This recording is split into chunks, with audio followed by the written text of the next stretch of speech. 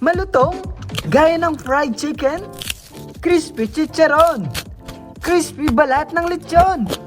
Grabe!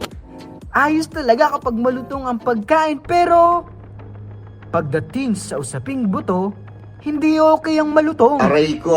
Kaya magandang maalagaan ang ating buto habang maaga at malaman kung ano-ano ang mga dapat nating gawing pag-iingat. So, panoorin at pakinggan natin ng programang QMC Buto Sigla this Friday, August 14, 2026 sa ganap na alas 10 ng umaga. Makakasama ng ating host na si Ma'am Risa Calyaw, si Dr. Joshua D.R. Manalo sa isang napakagandang talakayan.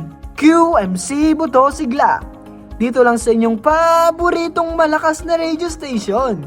Live Radio DC80 1512 Southern Luzon. Tatak, totoo.